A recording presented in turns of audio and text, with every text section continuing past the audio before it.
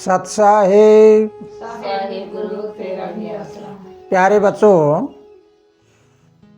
एकाग्रस्त होकर बैठो। अपने मन में ऐसी विचारधारा पैदा करो ताकि पूरी दुनिया के प्रति आपके अंदर इतना प्रेम जाग जाए, इतना प्रेम जाग जाए कि आपके आकर्षण से सब जगह प्रेम ही प्रेम हो जाए, प्रेम ही प्रेम हो जाए। प्यार की लहर ऐसी होती है, जो लहर दुनिया में जाएगी वही लहर परमपिता परमात्मा के पास भी जाती है। जिस इंसान के अंदर, जिस इंसान के हृदय में प्रेम के झरने बहने लग जाते हैं, उसके चारों तरफ ऐसा आकर्षण होता है कि वो सबको अपने अंदर समा लेता है। तो आइए, पक्का सौदा यूट्यूब चैनल आपका हार्दिक स्वागत करता है। और पक्का सौदा यूट्यूब चैनल पर जो भी हमारी वीडियो को सुनता है, सुनकर ज्ञान जरूर करना। मेरा काम सिर्फ आपको प्रकाशित करना है, प्रभावित करना नहीं। और हमेशा मैंने कहा है कि मेरी गाई हुई कोई मत गाना। मेरी गाई गाओगे धक्का यमों की खाओगे, और मेरी खोजी खोजोगे तो अमरलोक को शोधोगे। और जब तक ना देखो नैना, मत मानना किसी का कहना। ये दुनिया धोखे का जाल है, कोई आपको चक्कर में डाल देगा। आकाश में हदर धरा में ऐसे धोती सूखती हो तो भी मत मानना। ये जादूगर है, कोई आंखों के पट्टी बांध देगा। क्योंकि आज हमारे देश में अंधविश्वास, भ्रम, भ्रांति चरम सीमा को पार कर चुके हैं। जहाँ भी देखते हैं वहाँ अंधविश्वासी बातें हैं। कल्पना को हकीकत मानकर लोग पूज रहे हैं और हकीकत को कल्पना मानकर छोड़ रहे हैं। ऐसे उल्टा हो रहा है। तो आइए, पिछली वीडियो में आपको जैसे बताया था नकारात्मक ऊर्जा के लिए कि हमारे शरीर में नकारात्मक ऊर्जा जब पैदा होती है तो क्या होता है, सकारात्मक होती है तो क्या होता है। तो अब हम पूरे ब्रह्मांड की जांच करके देखें।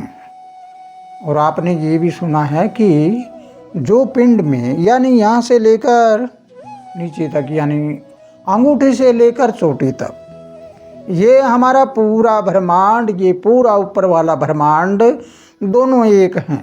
यानी पूरे ब्रह्मांड में ग्रह, नक्षत्र, तारे, सितारे, कोई भी उल्का जो भी हैं, वो सारे के सारे हमारे शरीर के अंदर हैं। इसलिए जो पिंडे वो ब्रह्मंडे, जो ब्रह्मांड में वो हमारे पिंड में। अगर हमारे पास इतनी बड़ी ताकत है तो आप जरा सोचिए और विचार करिए, बहुत गहराई से सोचिए। तुम पूरा ब्रह्मांड हो और तुम एक छोटा सा तिनका बने बैठे हो, छोटा सा कण बने बैठे हो, जबकि तुम ब्रह्मांड हो। अब ब्रह्मांड को तुम भूल गए और छोटे छोटे छोटे छोटे एक पत्थर के टुकड़े को पूज रहे हो। कितने अंधविश्वासी हैं हम लोग। तो ऐसे हैं कि हमने तो ये कह दिया कि धरती पे जन्मा हुआ एक आदमी, धरती पे जन्मा हुआ एक इंसान आकाश वाले सूर्य को मुंह में निगल लेता है, हिमालय पहाड़ को वहाँ से उठाकर समुद्र में डालकर उसका मंथन कर लेता है और वहाँ से 14 रत्न निकालता है। हम कितने अंधविश्वासी हैं, कितने हम अंधेरे में हैं, कितनी अज्ञानता है हमारे अंदर जिसका हम अंदाज़ा नहीं लगा सकते। ये केवल है हमारे देश में, और हमारे देश में नहीं बल्कि केवल हिंदुओं और सनातनियों में है। लेकिन मेरे बात का कोई हिंदू सनातनी बुरा मत मानना, मैं भी सनातन हूँ, मैं हिंदू हूँ। लेकिन जब बात आती है सच्चाई की तो जीना सत्य बोलकर जियो, चाहे 2 दिन, झूठ बोलकर 100 साल जीना बेकार है। मत जियो ऐसा जीना। जियो जीव कल्याण में, दूसरे की भलाई के लिए जियो, चाहे 2 दिन काफ़ी है। 2 दिन जिएगा तो अपना पेट भरने के लिए 100 वर्ष जीते हैं, बेकार है। मत जियो ऐसा जीना। पेट तो पशु भी भरते हैं, फिर हमारे और पशुओं में अंतर क्या है। तो आइए हम शुरुआत करते हैं कि हम लोग कितने अंधेरे में हैं, कितने अंधविश्वासी हैं।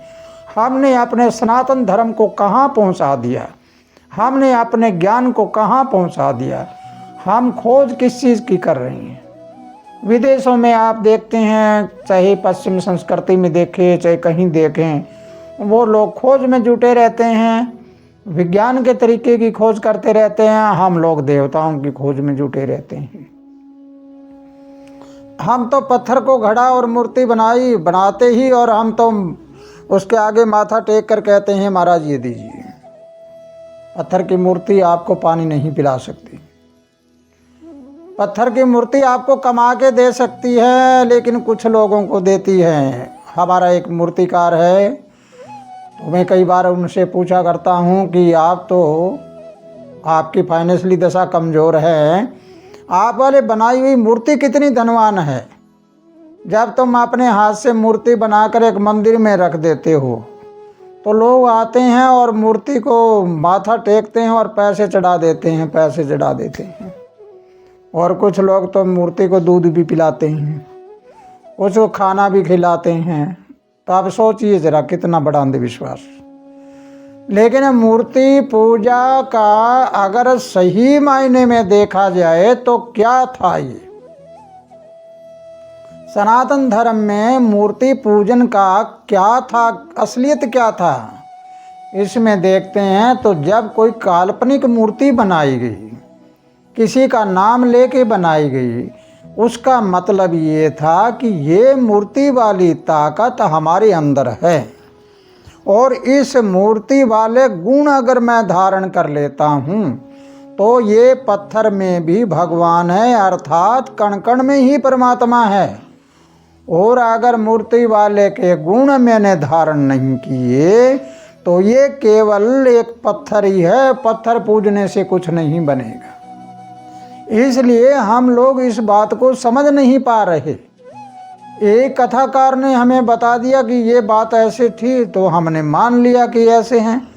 हमें कोई आदमी कह देता है कि ऐसा ऐसा कोई भगवान हुआ था, हमने मान लिया कि ऐसा हुआ था। एक ने सूर्य का एक रथ बनाकर कह दिया कि ये रथ है, इसमें ये घोड़े लगे हुए हैं, 5 घोड़े लगे हुए हैं सूर्य के रथ के, और सूर्य ऊपर बैठा है।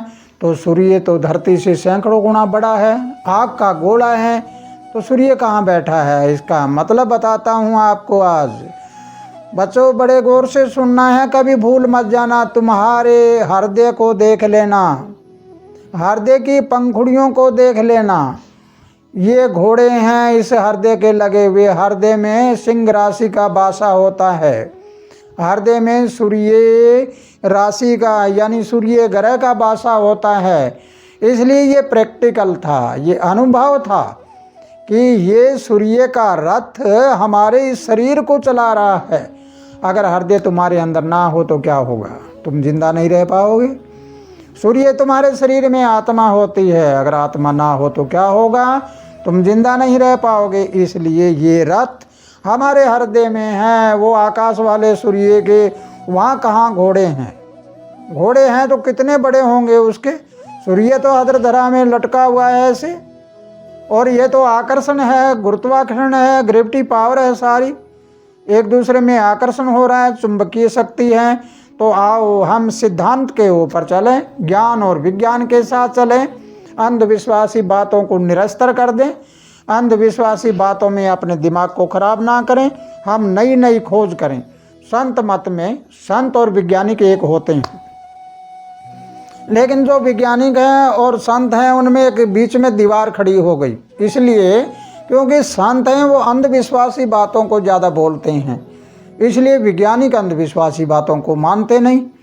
क्योंकि वैज्ञानिक हैं वो एक पदार्थ बना के दिखा देते हैं, और संत हैं उसका ज्ञान कराते हैं कि ये ऐसा होता है।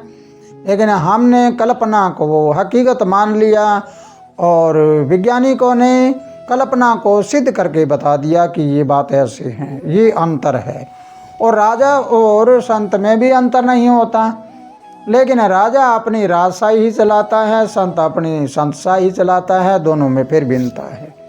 तो इसलिए प्यारे बच्चों, अगर ये वीडियो आपको समझ आई है तो इसकी अगली वीडियो में आपको बताऊंगा, अगले चरण में, कि ये कल्पना और हकीकत, ये सारा सौदा आज उथल पुथल कैसे हुआ और चारों तरफ हाहाकार कैसे मची हुई है, और हम इसका सुधार कैसे करें और सनातन को अच्छे तरह से बचाएं, कैसे संस्कृति को कैसे बचाएं। ये ज्ञान और विज्ञान के साथ पक्का सौदा यूट्यूब चैनल की वीडियो अगर आपने सुनी और समझी है तो इसको ज़्यादा से ज़्यादा शेयर करिए, लाइक करिए और अपनी विचारधारा को कमेंट बॉक्स में ज़रूर लिखिए और लिख के हमें बताइए भी कि हकीकत में ये बात आपको कैसी लगी। इसी के साथ खुशहाल रहो, आनंद करते रहो। सत साहिब। साहिब गुरु